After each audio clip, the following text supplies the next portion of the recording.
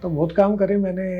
हमने ट्रेनों में तेल तक बेचा, हमने गाड़ियां बेची, ऐसा कोई चलाया नहीं था, हमारे पास पैसे नहीं होते थे पेट्रोल डीजल की। सन 2000-2002 की बात है।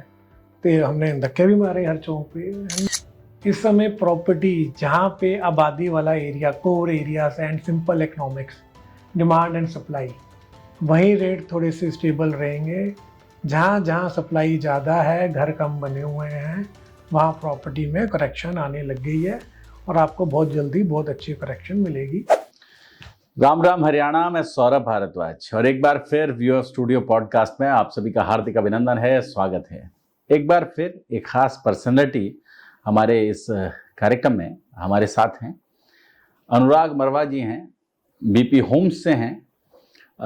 उनके बारे में बात करूं तो अनुराग जी एक ऐसे बिल्डर हैं, एक ऐसे मैन्युफैक्चरर हैं जिन्होंने फरीदाबाद में लगभग 1000 घर बनाकर लोगों को डिलीवर किए हैं।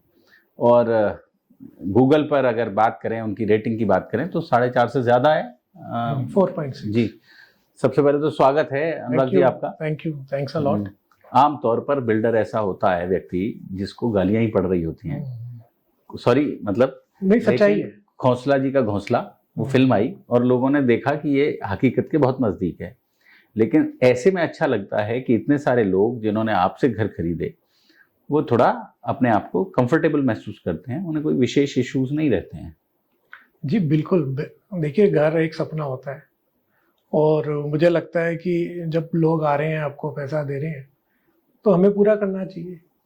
मुझे याद है मेरे पास लोग आते थे और बोलते थे थैंक यू वेरी मच। तो मैं उनसे यही बोलता था, मैंने क्या किया स्पेशल? मैंने जो लिखा वही आपको दे दिया।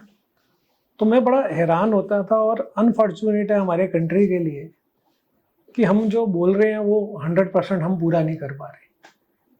तो आज उनमें से मुझे लगता है जब मैंने उनको घर दिए, मैंने सब कुछ पूरा किया, और जब उनकी मैं आंखों में वो प्यार देखता था, वो सेटिस्फेक्शन देखता हूँ, तो बहुत अच्छा लगता है।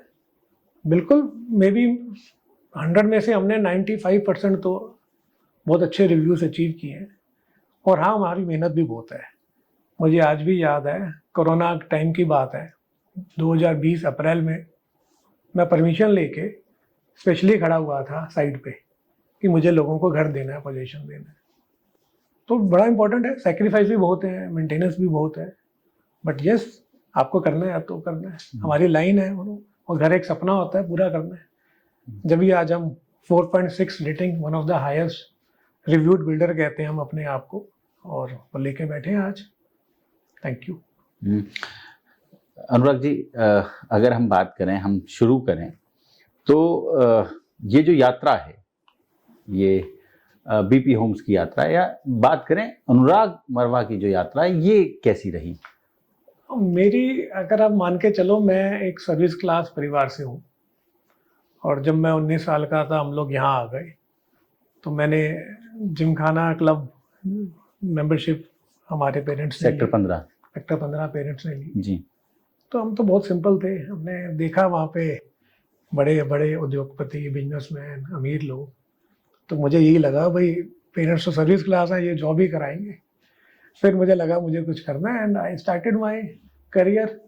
तो बहुत काम करे मैंने। हमने ट्रेनों में तेल तक बेचा, हमने गाड़ियां बेची, ऐसा कोई चलाया नहीं था, हमारे पास पैसे नहीं होते थे पेट्रोल डीजल की। सन 2000-2002 की बात है। तो हमने धक्के भी मारे हर चौक पे and people knows my journey. But मेरा एक ही टारगेट रहता था। मैंने जब गाड़ियां छोड़ी तो मैं बहुत अच्छा कर रहा था, गाड़ियों की सेल परचेज, कि मैं क्विट करूंगा, टॉप पे करूंगा, मैं कभी हार के क्विट नहीं करूंगा। फिर मैंने प्रॉपर्टी डीलरी का काम करा, तो उसमें मैंने बहुत अच्छा काम कर रहा था, बहुत अच्छा था, बट मैं सेटिस्फाई नहीं था क्योंकि लोगों को ना घर नहीं मिल रहा था, पोजीशन डिले हो रहा था, और उन्होंने मेरे भरोसे पे घर लिया था। मैं लोगों की आंख में आंख डाल के नहीं देख पा रहा था। तो मुझे लगा अभी मेरी एज है, और मैंने अगर वो अपना, मुझे सेटिस्फेक्शन नहीं हुई ना आगे जाके, चाहे मैंने पैसे कमा लिए, तो मैं कहीं ना कहीं वो पीस नहीं रहेगा। तो मैंने जो अपना रियल एस्टेट प्रॉपर्टी डीलरी का काम है, मैंने सबसे टॉप पे क्विट किया और मैंने अगले दिन कोई रियल एस्टेट नहीं करा। इसका पूरा बाजार गवाह है। और मैं कंस्ट्रक्शन लाइन में आ गया बीपीटीपी सेक्टर 85 में मैं अकेला, पूरे जंगल में अकेला। लोग मुझे कहते थे कौन ये, तो दिमाग खराब हो गया है, पागल हो गया है, कर क्या रहा है ये। बट मेरा पैशन था और आज पूरा सेक्टर भर गया वो, और बहुत से उसके आसपास के एरिया भर गए। सो यही है मेरा करियर। और धीरे धीरे 1000 बिल्डर फ्लोर की बात करते हैं हम। बहुत सारे बिल्डर्स ने बिल्डिंग्स बनाई हैं, हाई रेज बनाए हैं, मल्टी, लेकिन जिन लोगों ने बिल्डर फ्लोर्स बनाए उनमें 1000 घर बना देना कोई छोटा काम नहीं होता है। यस, बहुत मेहनत लगी है उसके लिए। अप्रॉक्सीमेटली क्लोज टू 1000, मैं एग्जैक्टली 1000 नहीं कहूँगा। बहुत मेहनत करी है, बहुत सेक्रीफाइस किया है। और बट मेरे हैप्पी बायर्स हैं तो मुझे पीस है। ठीक है, मेरे कुछ कस्टमर्स हैं जिनसे हमारी कभी खटपट भी हुई, ऐसा नहीं है, कुछ नाराज भी हुए, पर मुझे ये लगता है उन्होंने हमें समझा, बीपी होम्स को, कि ये लोग ठीक हैं, सही हैं और खुश हैं हमारे लोग, और वो हमारी खुशी है। 100% सेटिस्फेक्शन इस लाइन में लाना मुश्किल है, बट इंटेंशन हमारी यही रही एंड वी आर हैप्पी। अनुराग, आप इस शहर को कैसे देखते हैं, क्योंकि सारा काम आपने फरीदाबाद में किया है, ज्यादातर जो काम है आपने फरीदाबाद में किया, तो कैसे इस शहर को अभी कैसे देख रहे हैं? प्रोग्रेसिव है, बहुत प्रोग्रेसिव है, कनेक्टिविटी बहुत अच्छी हो रही है, और आने वाला टाइम इस शहर का बहुत अच्छा है। हम आने वाले टाइम में जो एशिया का सबसे बड़ा एयरपोर्ट, जेवर एयरपोर्ट है, उससे जुड़ रहे हैं।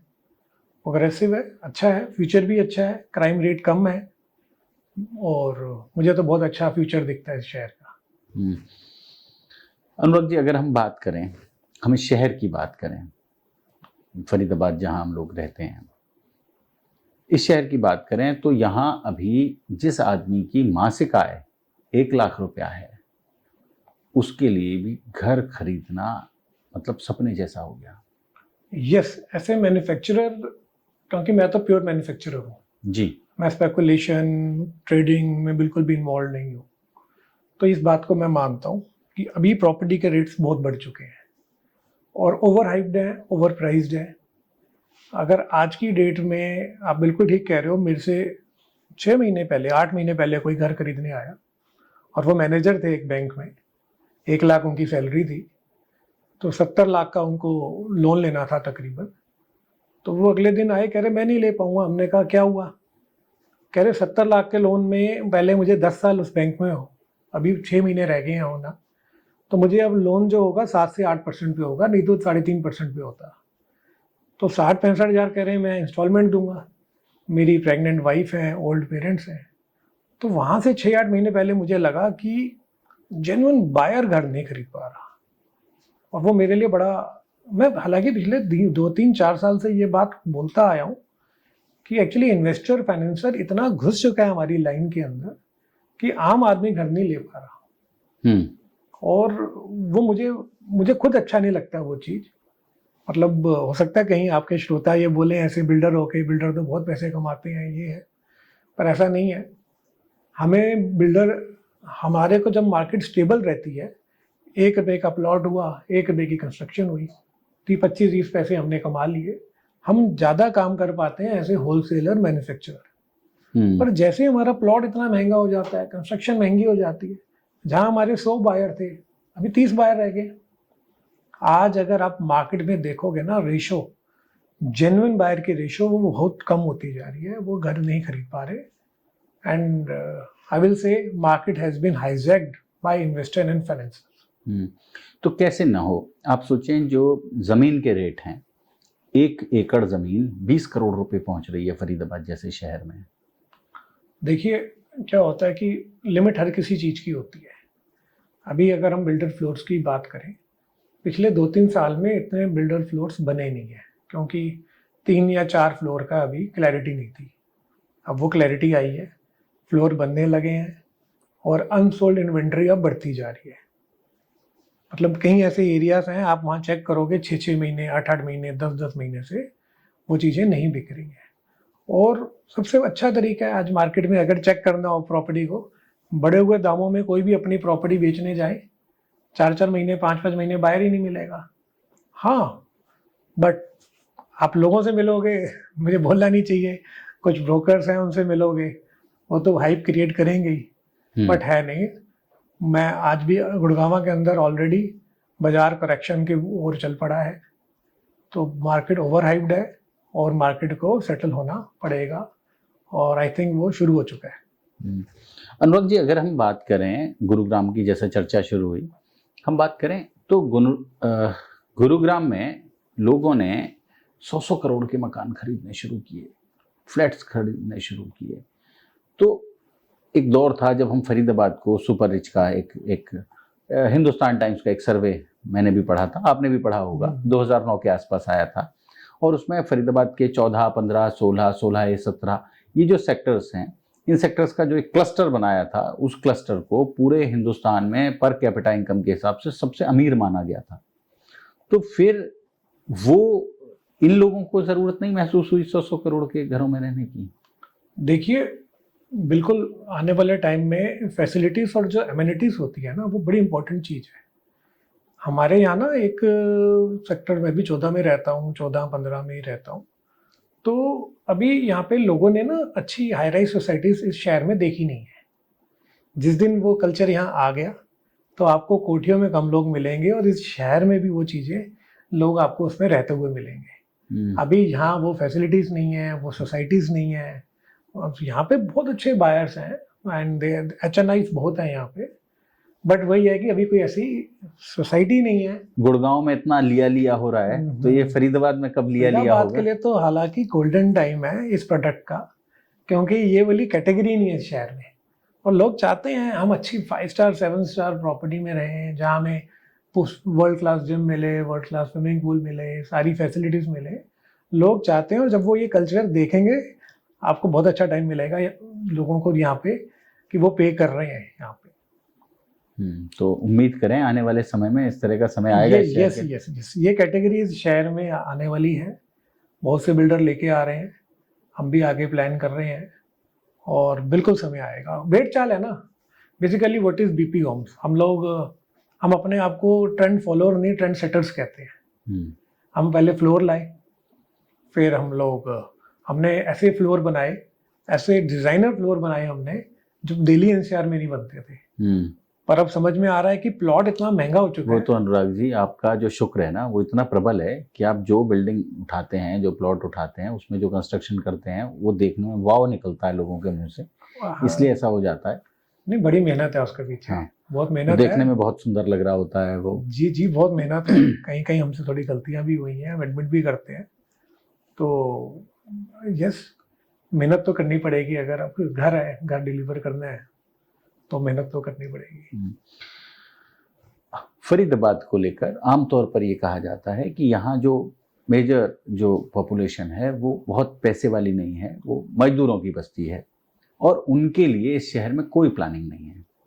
साहब आएंगे, उनके लिए 1000 गज का प्लॉट है, वो रहेंगे, लेकिन उनका माली कहाँ रहेगा, उनका प्रेस वाला कहाँ रहेगा, उनका ड्राइवर कहाँ रहेगा, इसके लिए कोई व्यवस्था इस शहर में नहीं है। देखिए, गवर्नमेंट की तरफ से अफोर्डेबल हाउसिंग एक प्रोजेक्ट है जिसके अंदर काफ़ी रीजनेबल फ्लैट्स अवेलेबल हैं, और गवर्नमेंट ट्राई तो अपनी कर ही रही है।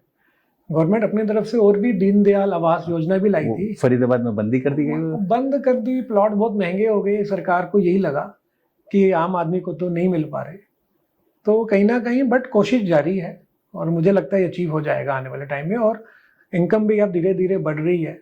जो काम करना चाहता है हमारे देश में, जैसे हमारी GDP बढ़ रही है, तो कहीं ना कहीं हम लोग उसको बराबरी पे ले आएंगे, लोगों को घर मिल पाएगा, और विद ऑल द फैसिलिटीज। पहले कहते थे शेयर मार्केट बहुत अच्छा करती है तो गोल्ड थमा रहता है, गोल्ड डाउन जाता है या प्रॉपर्टी डाउन जाती है। प्रॉपर्टी भी बढ़ रही है, गोल्ड भी बढ़ रहा है, शेयर मार्केट तो हालांकि अभी पिछले 1 साल में कोई ज़्यादा बढ़ोतरी नहीं लोगों को महसूस हो रही है। देखिए, शेयर मार्केट तो अभी 3 दिन पहले ही सर्वे आया है कि अभी ऑलमोस्ट 0% रिटर्न है। वो भी हाइप बन गया था, बहुत तेज हो गई थी। गोल्ड थोड़ा अनसर्टेनिटी की वजह से बढ़ रहा है, due to Ukraine Russia war, and अभी तो खैर आपने कल की चाइना ने डॉलर को नकार दिया है, गोल्ड में ट्रेड शुरू कर दिया है, इसलिए ये भी एक बड़ा कारण है। ये भी कारण है।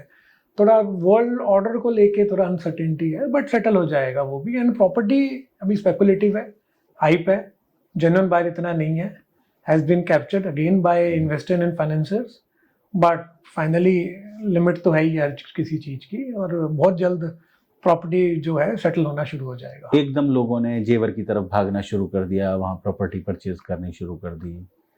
हाइप क्रिएट होती है हमारे यहाँ, वो हमारे यहाँ तो इंडिया में बोला गया भेड़ चाल।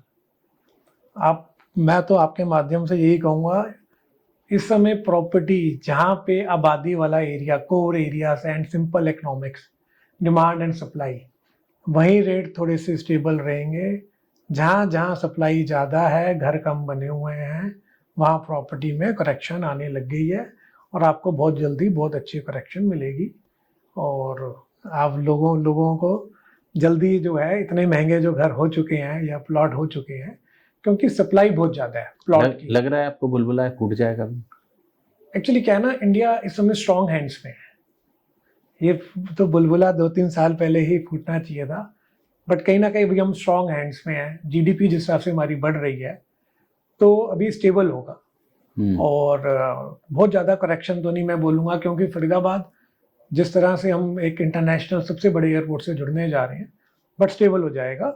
और वही वाली बात है, आबादी वाले एरिया में स्टेबल हो जाएगा, 5-10% की करेक्शन आएगी। बट यस, जो एरिया दूर है, जहाँ पे अभी कोई आबादी नहीं है, उसमें थोड़ी करेक्शन ज़्यादा आ सकती है। तेजी से बढ़ेगा नहीं, अब थम जाएगा। नहीं, जितने देखो फरीदाबाद का ना एक हिस्ट्री रही है, जैसे मेट्रो आई, रेट बढ़ेंगे।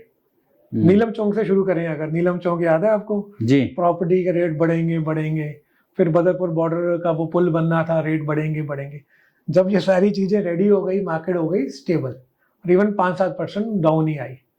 तो ऐसे ही अभी कि हम लोग एयरपोर्ट से जुड़ेंगे, मुंबई एक्सप्रेसवे आ गया, हाइप्ड है अभी, बट अभी प्रॉपर्टी जो है वो ऑलमोस्ट करेक्शन मोड पे है। तो उम्मीद करें कि अगले 2-3 साल थोड़ा स्टेबल रहेगा। बिल्कुल स्टेबल रहेगा, क्योंकि अभी जो रेट हो चुके हैं, मुझे लगता है अगले 5 साल के रेट है। कमर्शियल तो हमारे यहाँ ओवर सप्लाई है, इवन अब प्लॉटों की भी सप्लाई बहुत ज़्यादा हो गई है, तो कहीं ना कहीं करेक्शन तो रहेगी। बायर नहीं है इतने, ना इतना जेन्युइन बायर्स के पास पैसा है कि इतने महंगे घर खरीद पाए। एक बिल्डर के रूप में आप ऐसी बात कह रहे हैं, ये बड़ा चौंकाने वाला रहता है लोगों के लिए। आमतौर पर तो एकदम हाइप क्रिएट कर रखते हैं कि ये हो गया फरीदाबाद में, अब ये हो गया, इसके बाद ऐसा होगा तो इतने दाम प्रॉपर्टी के बढ़ जाएंगे, यही सही समय है खरीदने का। देखिए, सच तो सबके सामने है ही है। जब एक्चुअल बायर होगा, जो सर्विस क्लास बायर है, जो इतनी मेहनत करके, या जिसकी एक लिमिटेड इनकम है, जब वो अपनी पॉकेट से घर ही नहीं ले पा रहा, तो मैं कैसे झूठ बोलूँ। सच तो सच ही है ना। इन्वेस्टर फाइनेंसर चाहे एक 4-4, 5-5 प्रॉपर्टी खरीद ले, पर हमारी जो बैकबोन होती है ना, वो जेन्युइन बायर होता है। एक सर्विस क्लास बायर है या एक बिजनेस फैमिली भी है, तो वो बैकबोन है, वो घर नहीं खरीद पा रहे। तो वो तो सच ही है ना। और मैं तो मिलता हूँ रोज, देख रहा हूँ, नहीं खरीद पा रहे। सो मैं आपसे कैसे झूठ बोलूँ, ये हो जाएगा, वो हो जाएगा, वो मुझे लगता है मेरा काम, मैं ऐसी स्टेटमेंट नहीं दूंगा। गुरुग्राम थम गया है, फरीदाबाद आप कह रहे हैं स्टेबल है, तो फ्यूचर में जो इन्वेस्टमेंट की जो संभावनाएं हैं, बहुत सारे लोग तो इन्वेस्टमेंट के लिए प्रॉपर्टी की तरफ जाते हैं, वो कहाँ तलाशें? बड़ा आपका अच्छा क्वेश्चन है ये। इन्वेस्टमेंट जो इन्वेस्टमेंट की अगर मैं बात करूं आने वाले टाइम में, अभी ऑलरेडी लोगों ने बहुत पैसा प्रॉपर्टी के अंदर लगा दिया है, और मुझे नहीं लगता आगे अभी फ्यूचर के में बहुत इन्वेस्टमेंट प्रॉपर्टी में आएगी।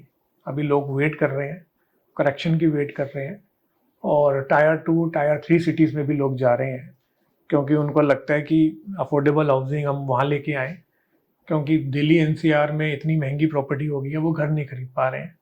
And due to work from home और ऑनलाइन काम होने की वजह से, तो उस तरफ भी लोग मूव कर रहे हैं। ऑनलाइन काम का जो बड़ा प्रभाव है मुरबा जी, आदमी घर में बैठेगा, एक अच्छी स्पीड का उसके पास इंटरनेट कनेक्शन है, तो वो कहीं भी बैठ जाएगा और कहीं से भी काम कर लेगा। तो आपको नहीं लगता कि आने वाले समय में इसकी वजह से भी प्रॉपर्टी के जो दाम है वो प्रभावित होंगे? नहीं, ऐसा नहीं मैं मानता। क्योंकि ऑनलाइन जो है, देखिए मेट्रो सिटीज ना लोग लाइक करते हैं और वो एक लाइकिंग में है लोगों की, तो आई डोंट थिंक सो। बहुत सारे लोग शांति की तलाश में निकल जाते हैं। दे आर वेरी फ्यू, कम लोग हैं। हम्म, हम भी उनमें से एक हैं, बट कम है। आप भी निकल जाते हैं छुट्टियों में? हाँ, हम भी निकल जाते हैं, बट कम लोग हैं। लंबी छुट्टियों पर? हाँ, एक्चुअली स्लो लाइफ सबकी बात नहीं है, इजी नहीं है स्लो लाइफ जीना, रहना अलग कोने में। मेट्रो सिटीज तो सब लाइक करते हैं, और आज तो जेन जी का टाइम है, जैन जी का टाइम है। अब तो उनको तो मेट्रो सिटीज ही चाहिए। बहुत बढ़िया।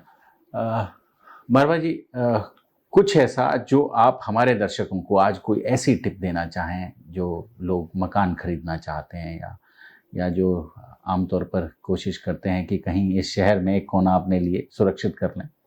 मैं यही बोलना चाहूँगा, जब भी आप कोई प्रॉपर्टी खरीदें, किसी से भी खरीदें, किसी भी बिल्डर से खरीदें, सबसे पहले तो आप ये चेक करें कि वो बैंक से पास है या नहीं है, बैंक उस पर लोन देते या नहीं देते। तो लीगल सबसे पहले वो बड़ा इंपॉर्टेंट है। अगर बैंक उस पर लोन दे रहे हैं तो वो प्रॉपर्टी लीगली क्लियर्ड है। दूसरा, प्रॉपर्टी खरीदने से पहले आज की डेट में आप थोड़ा वेट करें और थोड़ा उस पर स्ट्रॉन्ग R&D करें। मुझे लगता है जेन्युइन बायर जब प्रॉपर्टी खरीदता है तो वो 1, 2, 4, 10 दिन में डिसीजन नहीं लेता। बायर खुद आता है पहले, फिर अपनी वाइफ बच्चों को लाता है, अपने पेरेंट्स को लाता है, देन अपने 2-4 रिश्तेदारों को बायर लाता है, और वो एक जेन्युइन बायर होता है। तो अब आप वेट करें, टाइम आ गया है, और मुझे लगता है 10, 15, 20% की आपको करेक्शन मिलेगी। और मैं इतना ही कहना चाहूँगा, आज के दिन में तो यही सबसे, कि आपको सही दाम पे प्रॉपर्टी मिल जाए और आपका घर बन जाए और हमारे लोगों को फायदा हो जाए। अनुराग जी, हमें समय देने के लिए, बहुत बहुत हमारे thank साथ you। बातचीत करने के लिए, और ऐसी बिल्कुल बेबाक बात जो आमतौर पर कोई बिल्डर नहीं करता, हमारे साथ चर्चा करने के लिए आपका बहुत बहुत धन्यवाद। थैंक यू, आपने हमें निमंत्रण दिया और आपने हमारे को इस काबिल समझा। Thank you. जोड़ेंगे आपको ऐसी ही और महत्वपूर्ण चर्चाओं के साथ। बहुत बहुत धन्यवाद।